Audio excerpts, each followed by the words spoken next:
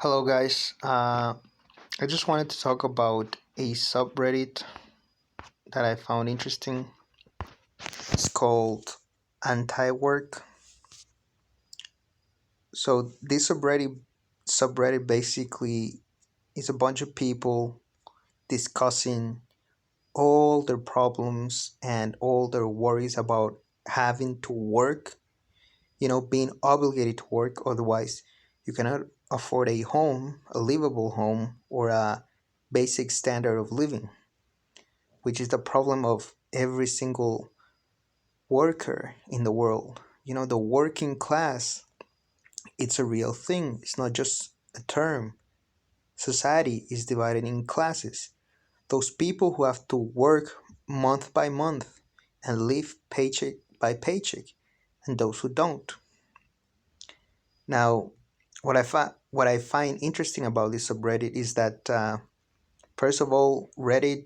I know it's a world platform, but a lot of these posts to me uh, sound very from American users at least and I find that interesting because a lot of what we hear from Americans in the news is that Americans hate communism, hate socialism, but I don't think that's the case. I think if you're a worker, you know you feel and you have an intuition than working the rest of your life for somebody else and to allow them to have a better life than yours makes no sense. If you work, it should be for yourself, or if you work as a community, it should be for the benefit of the community. We already know we work more hours than we need to. We don't work for efficiency. We basically work for profit. The more you work, the more profit you make for somebody else. And I think every single worker knows this deep down, but how should I put it? They're too brainwashed or too ignorant of the causes of their own suffering, of their own situation. Because, for example, I like this subreddit. I think people have an intuition that uh, having a wage is slavery. Wage slavery is slavery. The only difference is that you don't answer to just one master, but you answer to a group of masters called the capitalist class. Now, I do find all these posts refreshing, interesting, and funny, and it gives me hope that the working class in America is not absolutely brainwashed. They know they're being exploited, they know they're being abused. What I would really like is people to be more aware that a better salary is not the answer, more vacations is not the answer. We shouldn't seek better wages, we should seek the abolition of wages. And what do I mean by this? Well, we should organize and understand and study the causes of our exploitation as a class, and we should organize to start a revolution to end it. That's actually the only solution for every single working class person in the world to be free of their chains. Um, so I go to this subreddit often. Some of what they say is kind of funny, but what I do see here is that they lack the scientific knowledge to kind of pinpoint the right causes of their situation.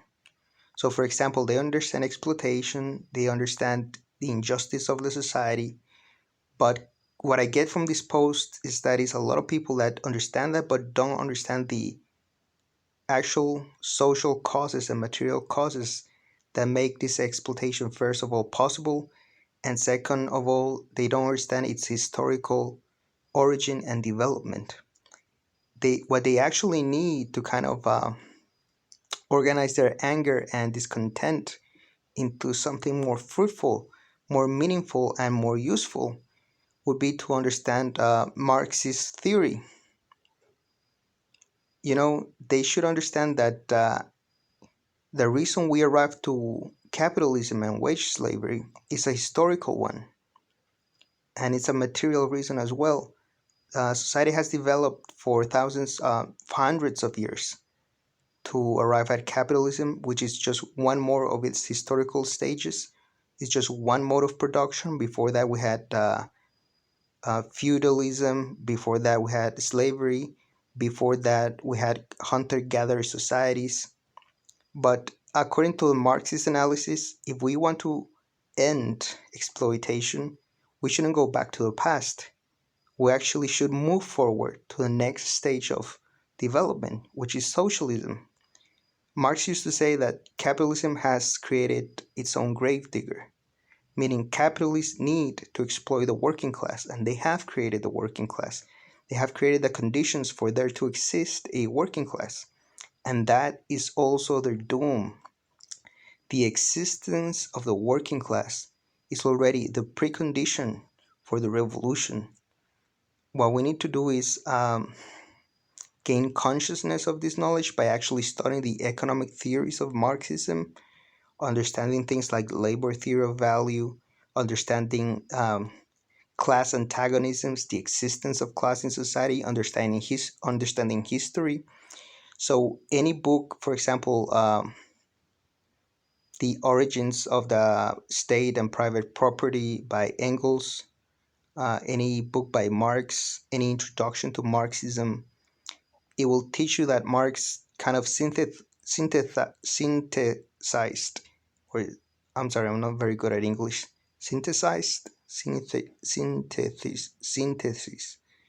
whatever. Marx took a bunch of systems of thought and sciences, and he used those systems of thought to analyze capitalism. So basically, he took French utopic socialism, which was socialism that understood the exploitation of capitalism, but it couldn't give it a scientific reason of why. It couldn't tell you why capitalism is bad in a way that is not just moral grounds. It couldn't pinpoint scientifically to the causes that make capitalism contradictory and unsustainable. And without those scientific bases, you can just fall into believing capitalism can be fixed or should be fixed. In fact, if you don't give a specific scientific reason of why capitalism shouldn't be eliminated but just improved, then that's not Marxism, that is just utopic socialism, meaning a socialist theory that does not rest on a scientific theory. So you don't have any good reason to follow that. Marx understood this, so he took French socialism and their ideas. He took English political economy, like Adam Smith, David Ricardo. The beginnings of political economy were a more scientific way of understanding economy and society. And he took German philosophy, which was at that time was the most advanced um, system of philosophy that had been developed. So he took from all these systems of thought from German philosophy. He took the ideas of dialectics, which is the understanding of the laws of development of matter in motion in the universe. So dialectics tells teaches us how to understand the world as material and in an ever changing state, and how matter just doesn't move back and forth with no sense, but it kind of has its own laws of movement and development. And so, because human beings are also material beings and we live in a material world, our history, the history of society, also follows the same laws, is bind to the same laws as the other laws that control the other matter in the universe. So, dialectics allows us to understand the development of matter, and especially the development of human society, because human society also has to follow the same rules. So, for example, Marxists believe that society moves not in an ever ending circle, going back to the beginning, which is what, I don't know, people like Nietzsche thought, or people like the Hinduist think, or some systems of religion or philosophy might think, Marxism actually says matter is an ever changing, is in an it is in a, matter is always in motion. Matter is always in motion and is ever changing, coming out of being, coming into being, and human society progresses basically when you when different forces in the world collide and old and new ideas collide, they make things progress and they don't just regress or stay there, but they always have to progress to something else. So that's why uh, the different development conditions of the material world, the different modes of production develop into something else, something more efficient. So as soon as the technological and material and social advancements reach a certain point, progress becomes almost a historical necessity given the right material and subjective conditions. So, hunter gatherer societies could advance into slave societies, which you were the first to use the inventions of agriculture, and then to feudal societies, which changed slavery to feudalism, which was a different way of production. Because when slavery, basically you own slaves, you don't pay those slaves, you maintain those slaves, but as the need to make production more efficient, you need more educated slaves. And maybe the cost of maintaining a slave, which actually they cost, you have to pay for their food, you have to pay for the clothes, you have to pay for them to have even slaves need rest time, and they need you can make them reproduce and sell them and trade them and all of that. And you also need people to take care of slaves. You need actually someone to make sure that slaves do not escape, do not hurt you at night, and making sure they're working hard. So all these expenses related to slavery and the new ways of production, and the more the slaves understood about trades and crafts, and they need to learn so many things, and they develop so many different types of specialized knowledge, that just having slaves became unproductive and not cost affordable. So slaves society, due to many things like taxes as well, there are a lot of things that come into play, but mainly the mode of production of slave society became useless, and it developed into feudalism, in which uh, peasants are tied to the land of one lord. The lord is the owner of the land. So the peasants work the land for the lord and give him a share of what they produce. And this feudalism gave rise to small cities called uh, burgos, which that's where the word bourgeois comes from, meaning city or city dweller. So all these small towns developed, workers became more specialized, and they kind of started their own workshops.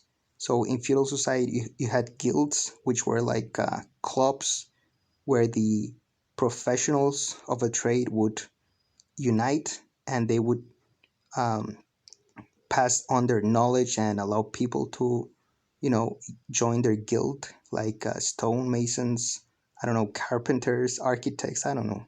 So this mode of feudal production also came to pass when capitalism and industrial revolution arrived. So in those times, maybe during the beginning of the industrial revolution, you had several workers all making, I don't know, shirts, sewing shirts in their own homes individually. As capitalism progressed, they had to make all the workers come to the factory, use more advanced technologies such as machines to weave and kind of make the whole process of production more efficient.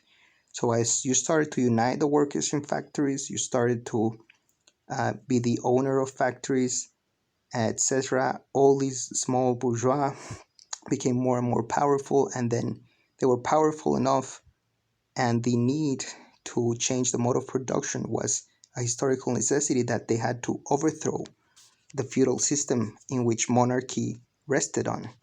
So again, we see how through history, what the root of history is class struggle. That after primitive society, after hunter-gatherer society in which there existed no private property, after the invention of private property and agriculture, we see the birth of class society, meaning a class divided into two groups of people belonging each to each class, and they always fighting for more or less control over each other.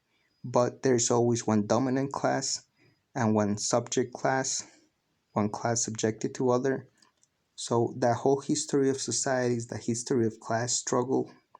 And what we live right now, capitalists on one side, wage workers on the others, billionaires, on one side, us people who need to work for a living on the other, is the historical result of the development of humanity. But the good news is that if you study Marxism as a science, you will understand the many reasons why Marx pinpoints to the reasons that capitalism will be over. It needs to be over.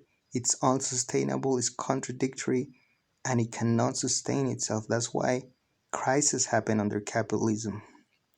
That's why the great crisis of the 1920s brought the whole system down. That's why periodic crises under capitalism, like the 80s bubble, like 2008 housing crisis, like the current COVID crisis, all these are not just do not happen just by chance, but are the accumulation of contradictions in capitalism and the natural result of its logic. Capitalism can only increase its gains by reducing the wage of workers. At one point, you reduce the wage of workers so much that workers cannot buy the means to sustain the economy, and then you have an overproduction of goods in the market that the workers are too poor to buy, and this creates the crisis of overproduction. So that's one type of contradiction Marx found in capitalism that could not be solved by improving capitalism. The very nature of the logic of capitalism will make it destroy itself and periodically end up in crisis. And when this crisis happens, the only thing they do to fix it is take more money from the people, money from the government, which is public money, and drop it onto corporations that have not earned it and do not deserve it. So they steal from the people because of their class power, because they control the government. So all the people who are members of this Reddit anti-work, you have a lot of potential if you put in the work and interest of studying Marxism to understand the causes of your exploitation in a more scientific and deeper level. And these will allow you to be conscious of your state of things and to be able to free along with every single other worker around you, because workers can only free themselves in unity, in organization, in community. We individuals some can improve their conditions, but that will never end the system of exploitation called capitalism. The only way to end this for good is to unite. That's why Marx said, workers of the world, unite. Workers have no country in reality. Workers have no allegiance to anything. Workers are an exploited class wherever they go. And yeah, that's the whole point of this video.